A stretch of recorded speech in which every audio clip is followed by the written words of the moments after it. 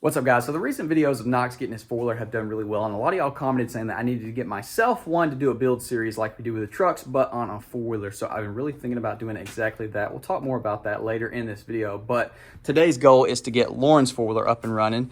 You might remember this from a year or two ago, honestly, at this point, because I think the last video it was in was Larry. Larry didn't even have a lift kit on it yet, so it's been at least a year, and shortly after that video, unfortunately, this thing sprung a coolant leak and has been parked. So I've just been neglecting it, but obviously now Lauren wants to ride with Knox, so we got to get this thing up and going so they can go ripping around and then possibly get myself one for a whole series. All right, let's see if we got anything going on. Wow, we actually have a lit up neutral light. Holy crap, this thing's gonna crank. Oh, come on.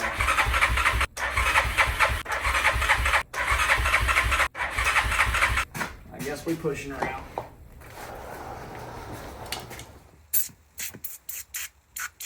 We're gonna let this sit up. I don't know why. This is the second thing.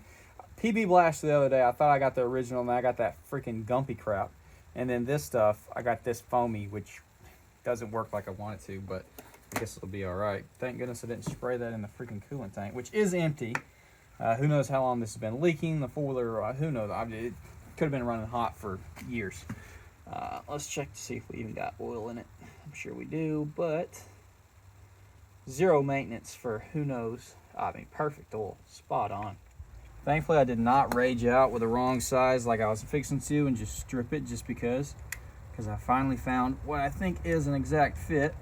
Just try to clear these head of this thing out some.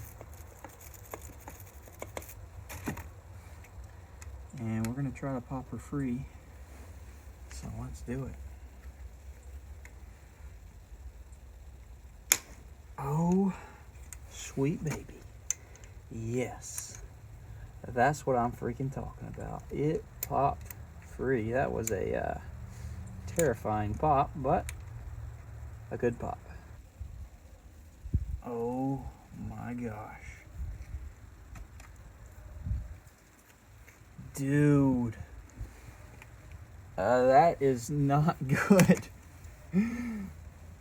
Oh, that just snapped off in there. Bruh. Holy crap. That might be the worst corrosion I've ever seen. Did this piece have a back? I don't think. But it totally busted right there. And that's what was leaking, as well as this just broke off inside there. So I need from here back. Actually, I need to try to loosen that guy and pull it off, and hopefully that part doesn't break off in there. But I'm gonna hit that with a vacuum and try to suck all that crud up, because not too much is falling down in there, at least from me just removing that, I don't think. So yeah, let me grab the shop vac. That is that's not good.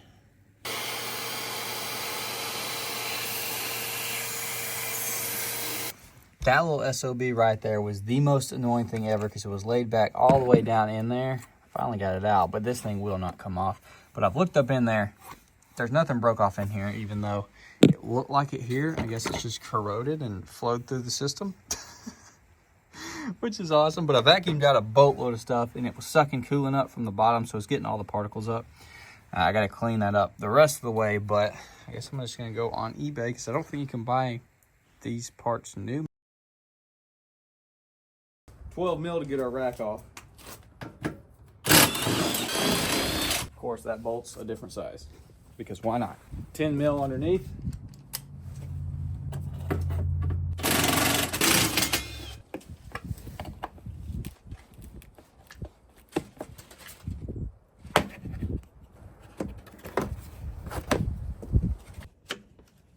There we go. Whew. That is gross. We're gonna go ahead and flush that out.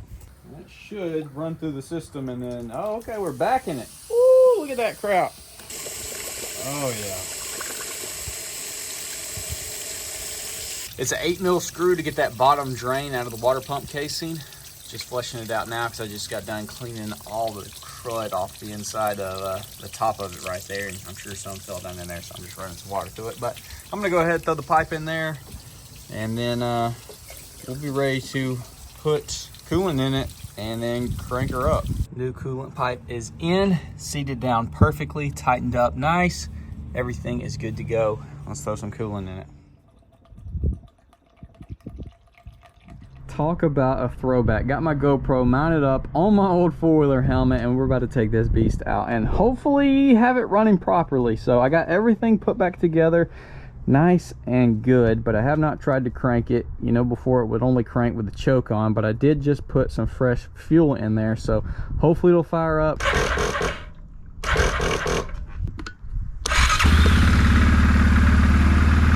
Probably should have charged the battery in this while I was charging my GoPro battery, but you know, hindsight 2020. She's not happy. She is not happy, boys. All right, I guess we're gonna sit here until we can get it to actually take some throttle input without dying immediately.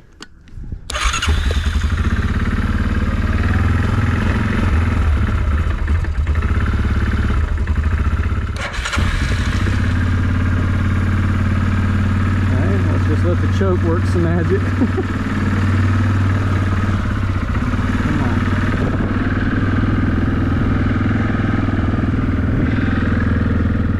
Slightly sketch. Come on, take some gas.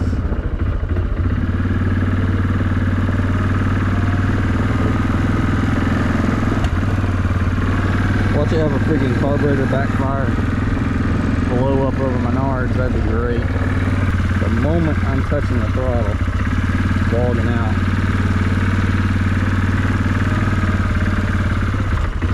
Come on, I know once it freaking takes, dude, she's just gonna.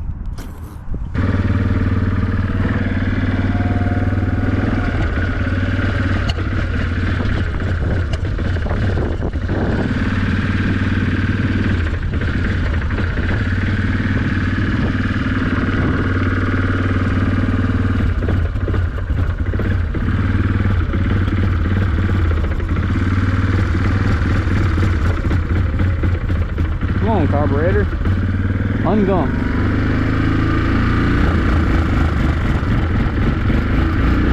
Okay. Oh, that's no choke. That's no choke.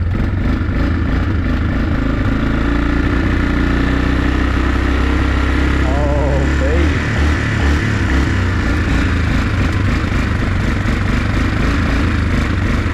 Now, see, you just gotta beat the tar out of it till it clears out, gets all that freaking crap from gas clogged up in it.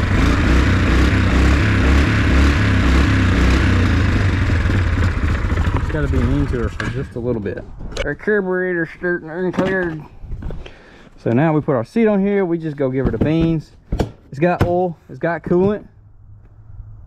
It's smoking. Why is it smoking? Why are you smoking? I think that's just, maybe that's just the radiator, because I did pour all the water, and so maybe the radiator is warming up. Yeah. Man, I don't know. We're about to find out though. Hopefully it's just like some water in the radiator, and since it's getting hot, it'll kind of steam a little. We'll see. Hopefully it's nothing real bad. It smells like just water boiling. Dude, that's no joke. All right, let's go ahead and put it in gear.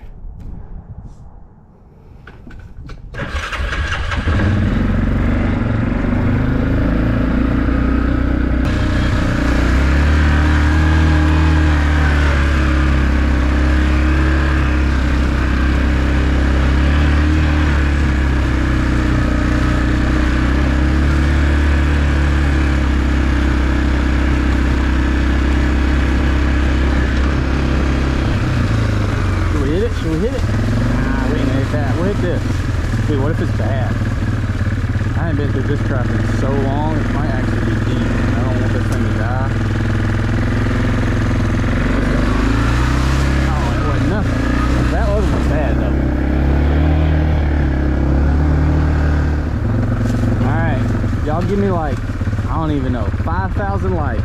It's never gonna happen on this video. 5,000 likes, we'll come back and we'll hit that, which I know is super bad. We'll go off on the edge right here. Hopefully not flip over. We haven't been in so long. It's been dry for a while, so it's just now gotten wet.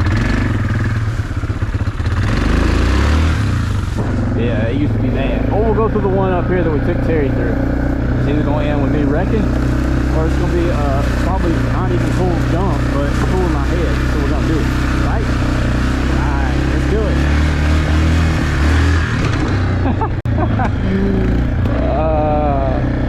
Things I do when Knox is not home, because if I did it once while he was watching, he would immediately go try it, and that would be really bad. She does not like idling.